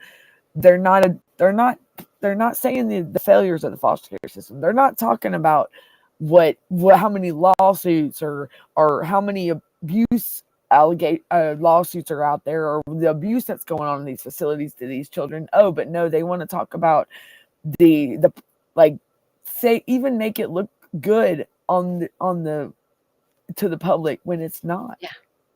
Like, Yeah. why not? If you're going to say something, don't publicize it as something that it's not. Hold yourself accountable, people. Like, my Yeah. goodness, because what's going to happen at the end of the day when it's going to be brought to the light? Because do you really think that me as a parent and any other parent's going to sit there and let these children be abused like this? I don't think so. Look at Paris Hilton. She's lobbying for this. You're going to stop the child abuse because the child don't deserve to be abused. A child don't deserve to be isolated in a facility. No. What did they do wrong? That's not prison. It's not they're not supposed to be detained like they're in prison. No. But it was, and like I always said, it was just, it's like they're being treated worse than prisoners, because at least prisoners can call their family on the phone or write them a letter. Facts. And that's the first time I've ever said that on my podcast. Facts, because it is facts. I've been to prison, and my son's an adult, and I mean,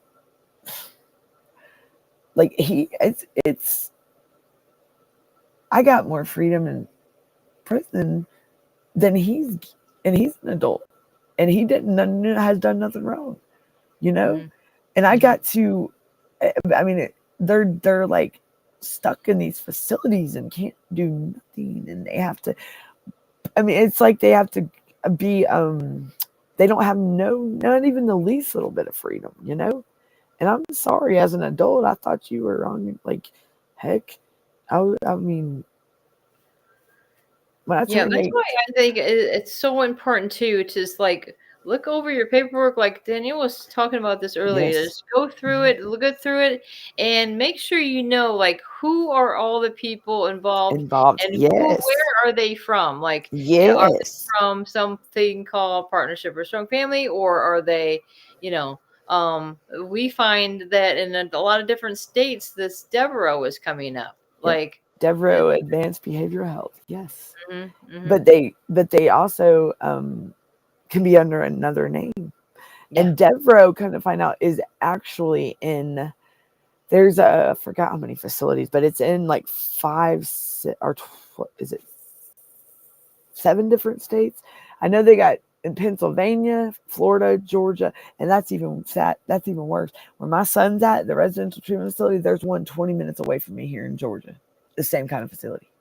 So why the hell did they send him to Texas? What's so good about Texas that wasn't good here in Georgia? But they told me there was no local placements here in Georgia when I'm right here and I got family. So what the hell? You say, well, welcome to Texas, y'all.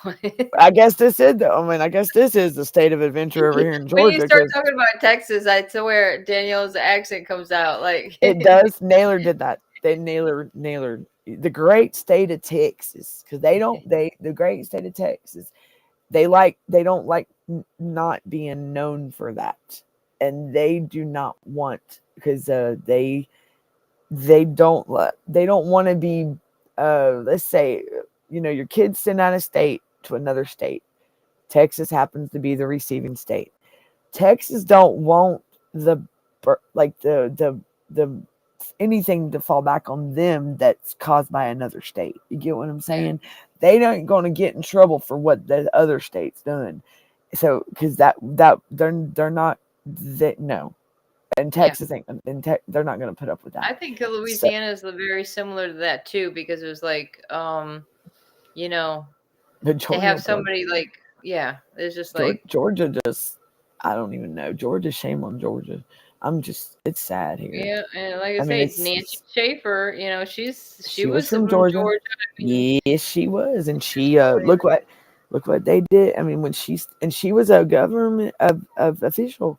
She was a senator, I believe, right? I think. Yeah, she's like what its difference is, like a state senator is more of a local senator. Yeah, she was. It's still the Senate and the House of Representatives. She's still like a Senate or House of Representatives that, but she's on the state level, I believe, right? She wasn't on the federal, right? Are we Yeah. sure that? Okay. I'm really not really sure about that. And Like I said, I wanted um, to read. Let's see, because we what time is it? We got about 5 to 10 more minutes. okay. I don't know. I'm For some reason, I looked up Vermont, and it's welcome to Vermont, the Green Mountain State, the Green Mountain State. She's having fun with this state. I'm thinking of all the places. I lived a lot of different places, y'all. So, Oh, did you see about Paris Hilton? She was beaten and in solitary confinement for 20 hours, forced into solitary confinement in this facility. She was beaten and everything. I mean, the story that this, I mean, for Paris to be saying stuff like this, it's not a lie. I'm sorry. Because you know why? I've seen this same stuff with my son, and he's 4 states away over video. I've actually, and yes, I said it, everyone out there. Yes, my son has experienced abuse out there. We're in this residential treatment facility, like Paris is talking about, and I've had to see it as his biolog, and the dog's barking at me. I wonder what. Okay, she thinks I don't. Athena, please, be a good girl. She just had okay, to. wait. She was saying, "Hey, everybody, it's okay." I guess she thought. I don't know. That dog is. She's Okay, funny. when Brenda's quoting different states from what their slogans are, that's time to wrap it up, people. Dorinda's getting sleepy. Because I tell you, I'm from Ohio, and the sign for Ohio says "Welcome to Ohio, the heart of it all." Oh man, as though I mean, is Ohio on the radar too as far as CPS? Like all the we know, heart of it all. They don't want to be the heart of it all if it's the CPS nightmare. No, hell no. It's well, Ohio. Back up, Ohio. that's Don't where be all the no. cat and dog eating was going on. Oh In my Ohio. goodness. Oh yeah, I forgot about that. But in any case, I don't know. My sister, I mean, still lives in Ohio, and what she said that there's like all these tent cities popping up over there, and Homeless people. that Is yeah, that they're homeless, Yeah. and they she knew of a particular situation where the girl was on drugs and everything else, and living in a tent, and they got their children back. So what does this tell you guys? They're more interested in the healthy children, which is really really terrible. Or the ones. I mean, are they promoting to for that, like the families to not get better to provide for their children? Like the mom, you said the mom was homeless and on drugs. Yeah. And they gave her kids back. Wow. Yeah. So it doesn't. I don't know what's going on in Ohio, but it certainly didn't make sense. He says Nancy Smith Schaefer. We're gonna start wrapping this up, but let's see what he said. What's Naylor? He's put some. I'm definitely not. It's like June from they're saying how long she lived from 1936 to March. Was this March 26th of 2010? Oh, March 26th. I just need to mention this because Chris was arrested on March 26th. Sorry. Okay, so what is an American politician and conservative legislator who served in Georgia Senate from 2004 to 2008? And then she lost her life because yeah, she was bringing light to. That happened in 2010. Now, well, go ahead. I just didn't know. I thought there you go. There's the next comment he put. There you go, Brenda. You can read that. I don't know if it's coming up on my screen yet. Oh, it's not up yet. Is it on the? Is it on the screen? I have a delay on this one. That's. Let me see if I can pull it right here. Let's see if it comes up on the screen. There you go. Right there. Do you see it? No. Which one? I mean, okay. There here it is. Okay, I got it. According to a Georgia Bureau of Investigation statement, the Bruce Schaefer shot his wife once and then turned the gun on himself. So that was the story that was according to I would imagine, wouldn't that be the FBI, the Bureau of Investigation? Who knows? Or maybe they investigating GBI here, law enforcement in that area. right? I mean, you would think something like that, it would have to have like FBI involved, wouldn't you think? Or Hold on. it was a conspiracy. She was able to drop information about DCF and CPS. Right. Mm-hmm. I'm about to you know the if this is a person that was part of the like are the ones that represent us, our states, and they are being done this way, just imagine, just for voicing. And I mean, so something was And that's their job. If you think about it, what are those leaders put there for? This is their job. She's not going off the wall. I mean, she's actually doing their job. So how many senators aren't doing their jobs? Like, right.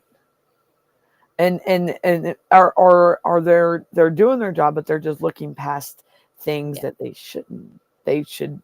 I mean, and that's where I believe a lot of our of that we're gonna face a lot that's what they've done. They've overlooked, and they just brushed it off. And yeah, or they want to refer you somewhere else. Oh, this is who would take care of this. You want to refer you to somewhere else. It's always somebody else's responsibility, not theirs. That's what I came across. they send Like you on a calling lot. all these senators and congressmen and all this other stuff.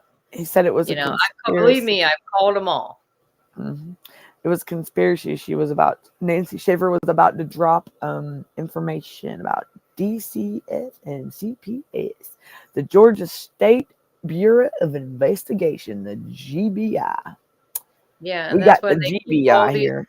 little records that they close your records. I don't know if that happened in your guys' case. They close it, so they seal it, and it's like a big secret. Again with the secrets, like so it's like, and then I guess you would need like some type of court order to be able to unseal that. To even get access to it or get any. You would have to go, yeah, and that sucks because we're the parents, and we should. I mean. And that's where there are also these FOIAs and these open record requests that we're doing to get our case files.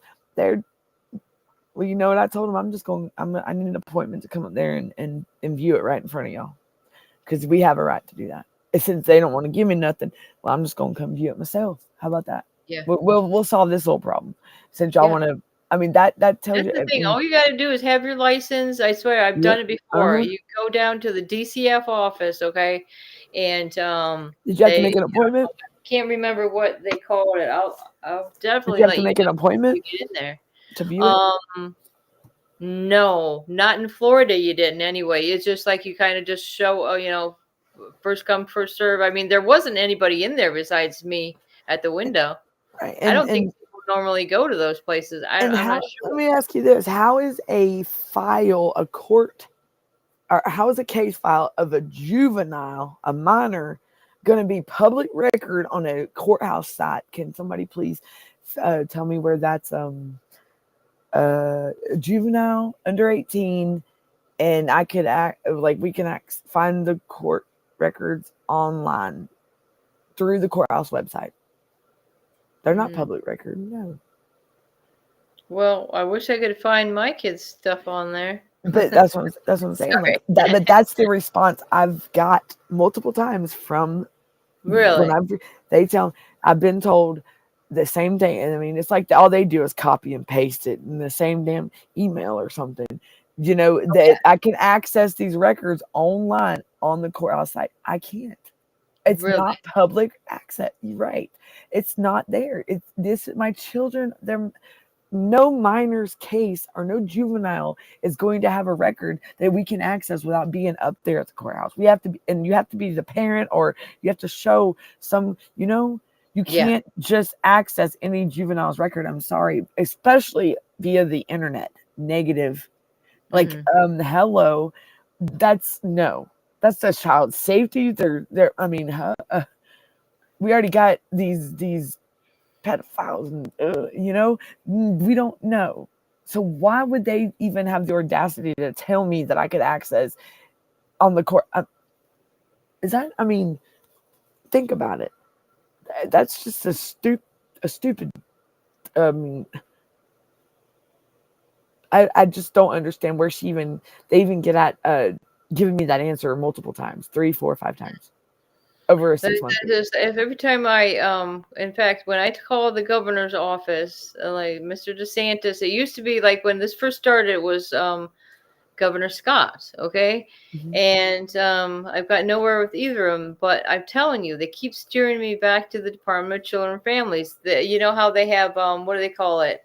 The Office of something, whatever, that they are within their own entity, though. So how can you get a fair A fair review or review, whatever investigation or review, or even a fair hearing, when they're in charge of their very own place that you have the problem with, I mean, like when I did reach out to John Ossoff's office, and was in when that 13-month investigation was going on. Yeah, Like, I did that too. And during this time, well, have y'all heard about? And it was about. I wonder if it was about the same time that Paris Hilton was, because it's called the Foster Care Transparency Act. Okay, well, I had wrote Georgia's Hidden Scarlet Letter, and I wrote the song and everything, and then next thing you know, and it's talking about bringing this, being more transparent, and having more oversight over the foster care system, because there's so many systematic failures. And that's that song that I wrote, that I play at the beginning of the show sometimes, not the one that was today, but it was, I'll play it before we get off the show. But that's it's speaking out to CPS here in Georgia, and let our kids, don't try to silence them. Why can't we, it's kind of like I said, the stigma with with the Nathaniel Hawthorne's the Scarlet Letter. I mean, think about it. It's a powerful, and I named it that because I wrote it out as a poem at first, and then I turned it into a song, which is pretty cool. I mean, I didn't know I was that talented. So go Danielle. Yeah. Yeah. So with me experiencing and going through this with my son, it has motivated. I've wrote several songs that related to the foster care and the systematic failures and what we're going through nationwide and worldwide. And it's really cool. And they're out there. My songs are out there on Spotify, YouTube. That's another good thing. Like you're keeping. I mean, music is also very a soothing thing. I didn't know I knew how to. For I just have like talent. so many things. I mean, I don't. Where would our life be without music? Really. It's I just like, I express myself through music. yeah, exactly. And that's how the music actually began, like with I don't know if any of y'all seen that Bob Dylan movie, but it started out with he is a folk singer. And that's what all the songs were when these folk songs were being made, is that each one of them told a story. Like they were all telling a story. Yeah. And it's funny. That's cool that you say that, because when I was talking like the George's Head, the reason why I chose that title was because if you think about it, in the shadows of our society nationwide, the children that are faced with being put in the system find themselves alone and being isolated. And that's where, like in the words in the song, isolation's heavy on their heart. So it's our duty as family communities to eliminate the shadows that are darkening the foster care system for these children, to bridge the gaps and to offer these children the hope and healing they desperately need. And because think about it, they're put away, they're in, and all they want is a warmth, love, and home, a family that and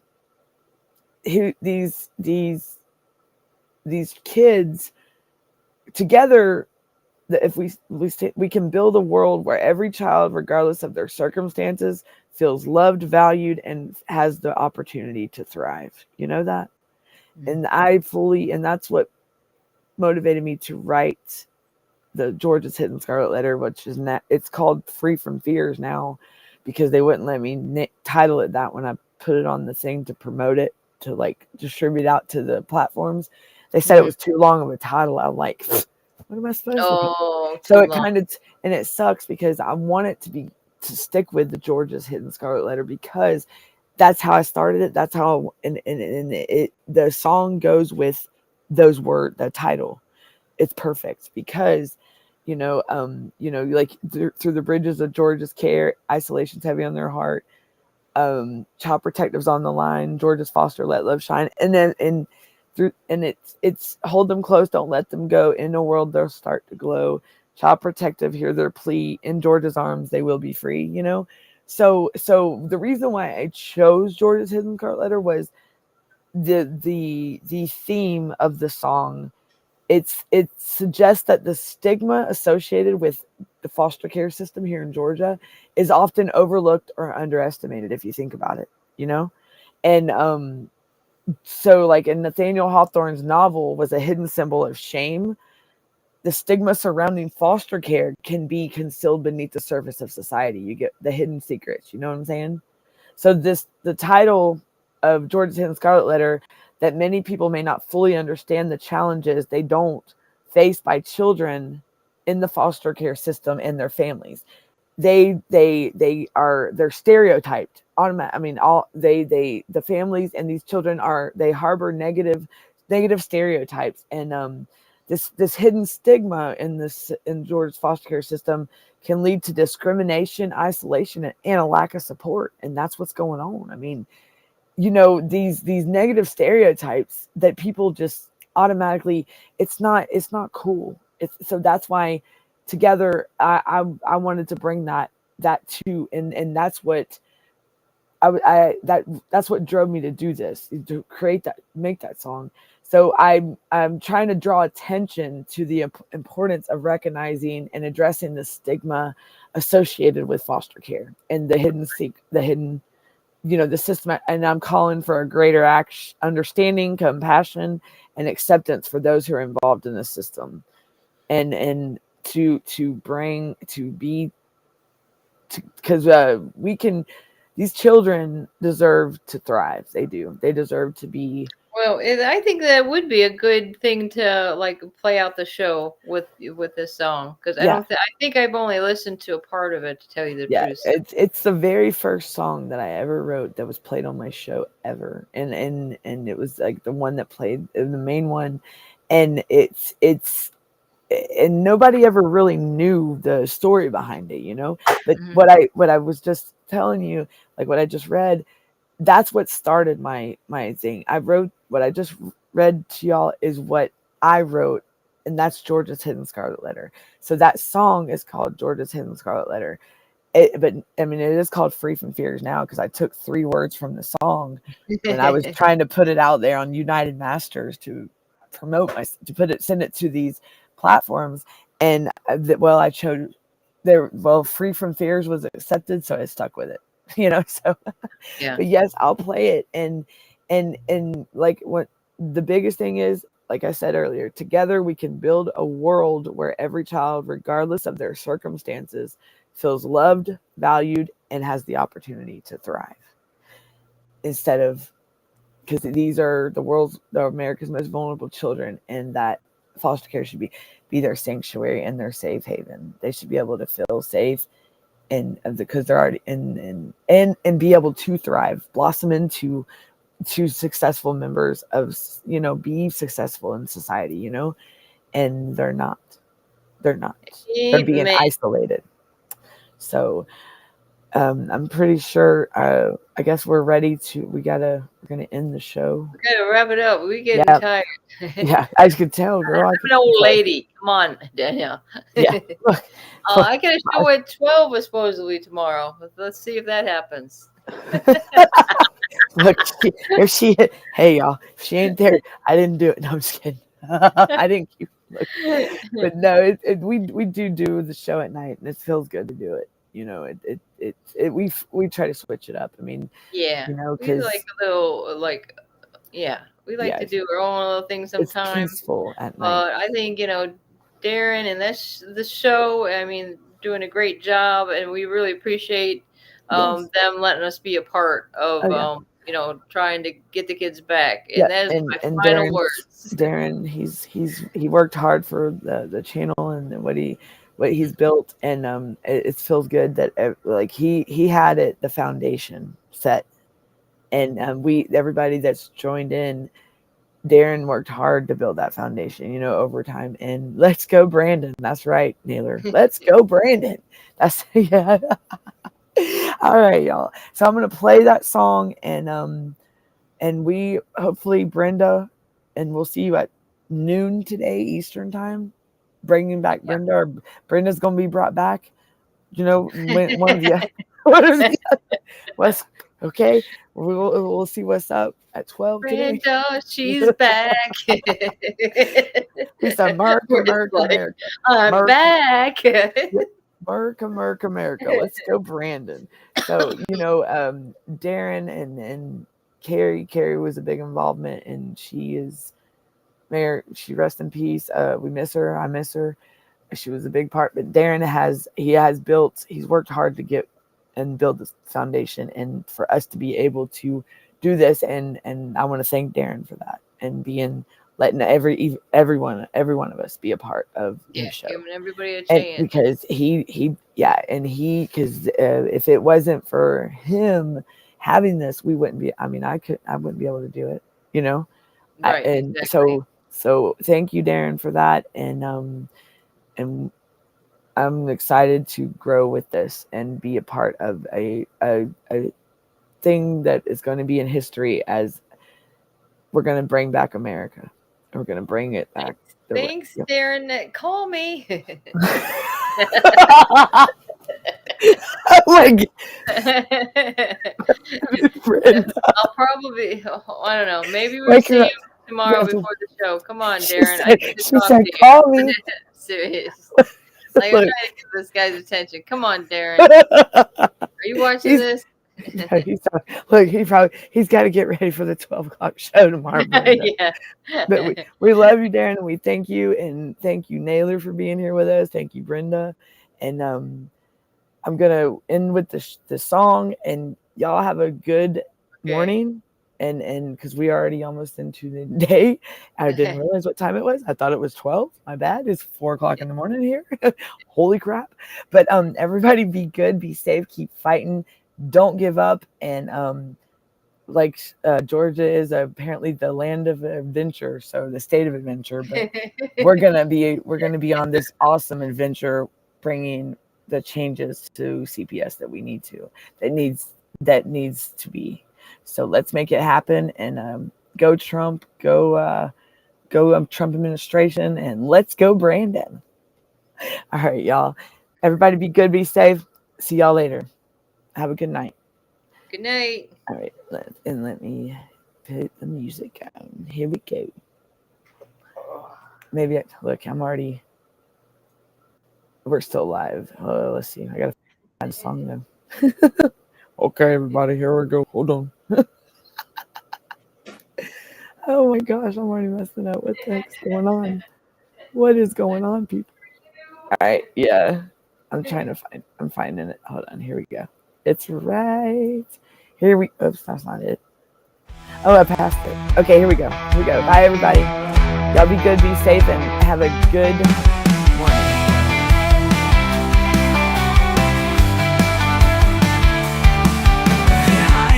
Truth in shadows deep, where voices cry but none can speak. In halls of whispers, secrets keep. We're here to break the silent streak. Stand up, fight, don't let it go. Reveal the truth they won't show. In the darkness, light will grow. Justice rises, voices flow.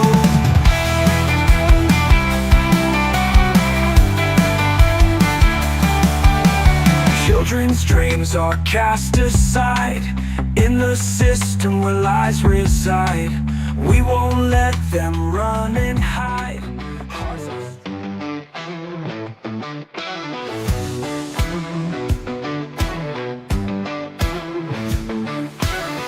In the shadow where the magnolias bloom so late. A child stands alone in fear, wishing someone would hold them near. Through the bridges of Georgia's care, they're reaching out but life ain't fair. Isolation's heavy on their heart, praying for a brand new start. Child protectors on the line, Georgia's foster, let love shine. I see peace, you send them far and wide, across the borders where they divide. Families waiting with open arms to shield them from all worldly harms. Through the bridges of Georgia's care, they're reaching out but life ain't fair. Isolation's heavy on their heart, praying for a brand new start. Child protectors on the line, Georgia's foster, let love shine. Oh, Georgia's foster, let love shine. Though the journey's tough, the road is long, singing out this hopeful song. Every child deserves a chance to find their home, their love, their dance. No more darkness, no more tears, just a future free from fears. With each step they grow so strong, in a place where they belong. Through the bridges of Georgia's care, they're reaching out but life ain't fair.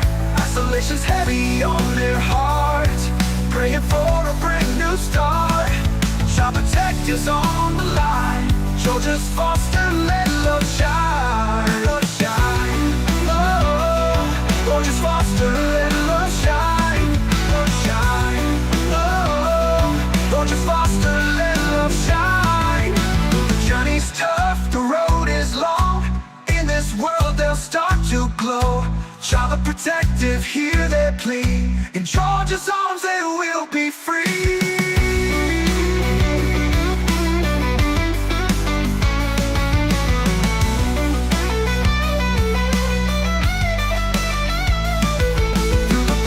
Georgia's care, they're reaching out but life ain't fair. Isolation's heavy on their heart, praying for a brand new start. Child protectors on the line, Georgia's foster, let love shine. Let love shine. Oh, Georgia's foster, let love shine. Love shine. Oh, Georgia's foster, let love shine. Love shine.